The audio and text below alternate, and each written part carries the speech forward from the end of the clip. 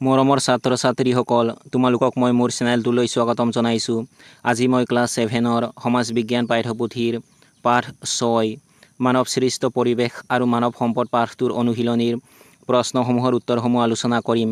গতিকে তোমালোকে ভিডিঅ'টো প্ৰথমৰ পৰা শেষলৈকে চাবা। অনুশীলনীৰ 1 নম্বৰত দিয়া আছে কেৱল উত্তৰ লিখা। ক নম্বৰ প্ৰশ্নটো হৈছে পৰিৱেশক ঘাইকৈ কেইটা ভাগত ভগাব পাৰি? তোমালোকে উত্তৰত লিখিবা পৰিৱেশক ঘাইকৈ দুটা ভাগত ভগাব পাৰি।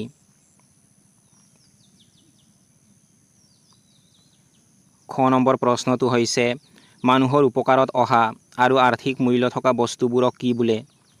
তোমালোকে উত্তৰত লিখিবা মানুহৰ উপকাৰত অহা আৰু আৰ্থিক মূল্য থকা বস্তুবোৰক সম্পদ বোলে। গ নম্বৰ প্ৰশ্নটো হৈছে ভাৰত চৰকাৰৰ কোনটো মন্ত্ৰণালয়ে দেশৰ মানৱ সম্পদ উন্নয়নৰ দিশটো চোৱা চিতা কৰে? তোমালোকে উত্তৰত লিখিবা ভাৰত চৰকাৰৰ শিক্ষা মন্ত্ৰণালয়ে দেশৰ মানৱ সম্পদ উন্নয়নৰ দিশটো চোৱা চিতা কৰে। ঘ নম্বৰ প্ৰশ্নটো হৈছে ভূ প্ৰকৃতিৰ ভিত্তিত অসমক কেইটা ভাগত ভগোৱা হৈছে? তোমালোকে উত্তৰত লিখিবা ভূ প্ৰকৃতিৰ ভিত্তিত অসমক দুটা ভাগত ভগোৱা হৈছে।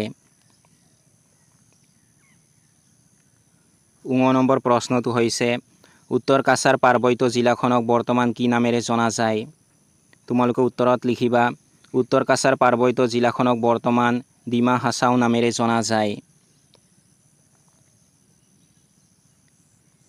2 নম্বৰত দিয়া আছে খালী ঠাই পূৰ কৰা।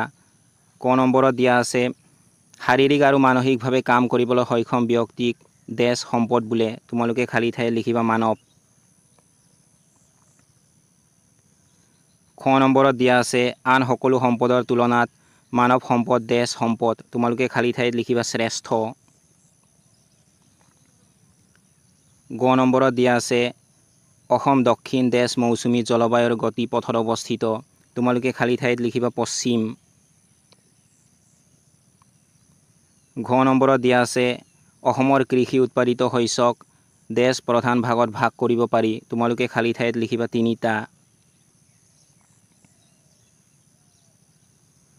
3 নম্বৰত দিয়া আছে শুদ্ধ উত্তৰটো বাছি লিখা।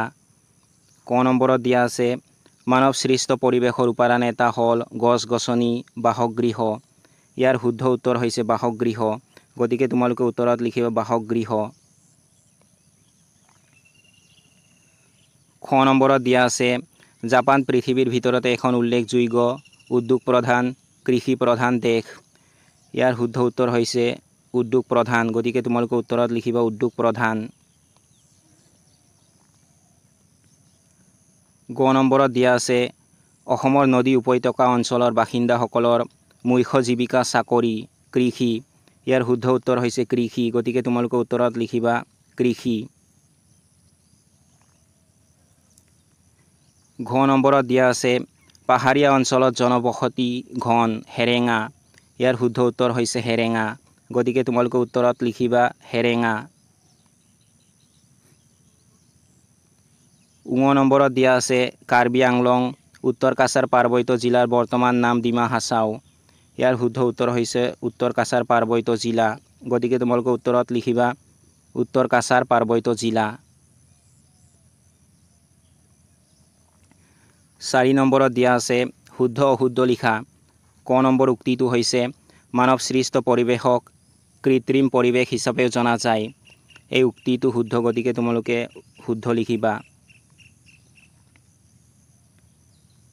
খ নম্বৰ উক্তিটো হৈছে প্ৰাকৃতিক পৰিৱেশৰ উপাদানসমূহ ব্যৱহাৰ কৰি মানৱ সৃষ্ট পৰিৱেশৰ উপাদানসমূহ সৃষ্টি কৰা হয়। এই উক্তিটো শুদ্ধ। গতিকে তোমালোকে উত্তৰত শুদ্ধ লিখিবা। গ নম্বৰ উক্তিটো হৈছে মানৱ সৃষ্ট পৰিৱেশ পৰিৱৰ্তনশীল। এই উক্তিটো শুদ্ধ। গতিকে তোমালোকে উত্তৰত শুদ্ধ লিখিবা। ঘ নম্বৰ উক্তিটো হৈছে শাৰীৰিক আৰু মানসিকভাৱে উৎপাদনমুখী কাম কৰিবলৈ সক্ষম ব্যক্তিসকল মানৱ সম্পদ। এই উক্তিটো শুদ্ধ। গতিকে তোমালোকে উত্তৰত শুদ্ধ লিখিবা। ঙ নম্বৰ উক্তিটো হৈছে ভূ প্ৰকৃতিৰ ভিত্তিত অসমক দুটা সুকীয়া ভূখণ্ডত বিভক্ত কৰিব পাৰি। এই উক্তিটো শুদ্ধ। গতিকে তোমালোকে উত্তৰত শুদ্ধ লিখিবা। 5 নম্বৰত দিয়া আছে চমু উত্তৰ লিখা 40টামান শব্দৰ ভিতৰত। ক নম্বৰত দিয়া আছে সমাজ উন্নয়নত মানৱ সম্পদৰ ভূমিকা। তোমালোকে উত্তৰত লিখিবা মানৱ সম্পদৰ অৱদানৰ ফলত মানৱ সভ্যতাৰ উন্নয়ন সম্ভৱ হৈছে। মানুহে উদ্ভাৱন কৰা বিভিন্ন সা সামগ্ৰীয়ে আমাৰ জীৱন ধাৰণৰ মান উন্নত কৰিছে। ছপা যন্ত্ৰ, কম্পিউটাৰ, কৃত্ৰিম উপগ্ৰহ আদিৰ উদ্ভাৱনে সভ্যতাক দ্ৰুতগতিত আগবঢ়াই নিছে। পৰিবহণ আৰু যোগাযোগ ব্যৱস্থাৰ উন্নতিয়ে গোটেই পৃথিৱীখনক এক বিশাল গোলকীয় গাঁৱলৈ পৰিৱৰ্তন কৰিছে।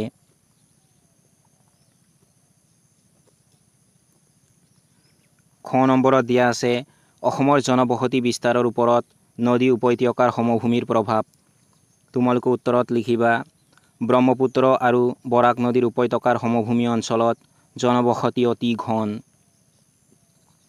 এই অঞ্চলৰ মাটি পলসুৱা আৰু কৃষিৰ বাবে উপযোগী।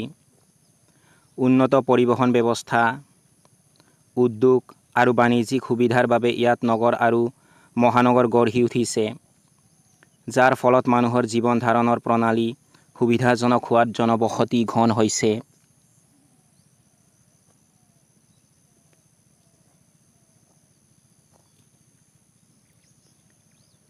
6 নম্বৰত দিয়া আছে বহলাই লিখা 80টামান শব্দৰ ভিতৰত।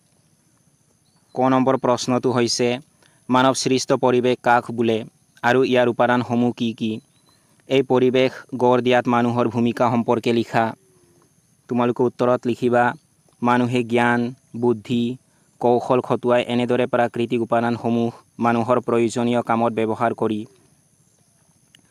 কোনো এখন ঠাইত মানুহৰ অনুকূলে যি এক সুকীয়া পৰিস্থিতি সৃষ্টি কৰে তাকেই সেই ঠাইখনৰ মানৱ সৃষ্ট পৰিৱেশ বোলে।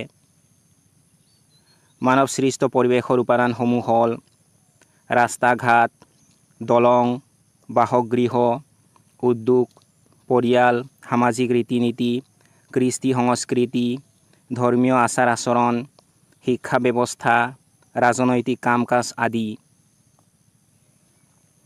এইবোৰ সৃষ্টি কৰিবলৈ মানুহে প্ৰাকৃতিক পৰিৱেশৰ উপাদানসমূহ সংগ্ৰহ কৰিব লগা হয়।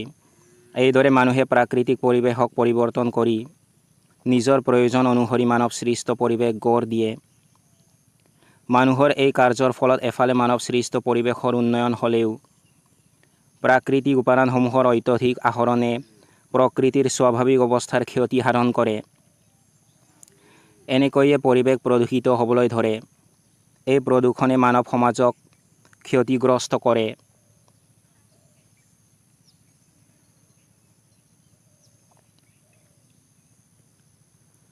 খ নম্বৰ প্ৰশ্নটো হৈছে কি কি কাৰণত অসমত বানপানী হয়? বানপানীৰ সৈতে সহাৱস্থান কৰাৰ বাস্তৱসন্মত যুক্তি দি দুটা ব্যৱস্থাৰ কথা উল্লেখ কৰা। তোমালোকে উত্তৰত লিখিবা অসমত বানপানী হোৱাৰ মূল কাৰণসমূহ হৈছে নদীসমূহে পাহাৰীয়া অঞ্চলৰ পৰা কঢ়িয়াই অনা মাটি, শিল আৰু বালি সমভূমি অঞ্চলত জমা হৈ নদীৰ বহন ক্ষমতা হ্ৰাস কৰে। ব্ৰহ্মপুত্ৰ আৰু ইয়াৰ উপনৈসমূহে বাৰিষা বৰষুণৰ পানীৰ উপৰিও হিমালয়ৰ বৰফ গলি অহা অতিৰিক্ত পানী বহন কৰে, যাৰ ফলত দুয়ো পাৰ উপচি পৰে। 1950 চনৰ বৰ ভূঁইকঁপৰ ফলত ব্ৰহ্মপুত্ৰৰ তলি ওফন্দি উঠাৰ বাবেও প্ৰতি বছৰে বানপানী হয়। বানপানীৰ সৈতে সহাৱস্থান কৰাৰ বাস্তৱসন্মত দুটা ব্যৱস্থা হৈছে বানগ্ৰস্ত অঞ্চলত বানপানী নোহোৱা সময়ত পানীৰ পৰা হোৱা কৃষিৰ ওপৰত গুৰুত্ব দিয়া, ওখ স্থানত বাসগৃহ নিৰ্মাণ কৰি সা সম্পত্তি সুৰক্ষিত কৰাৰ ব্যৱস্থা কৰা।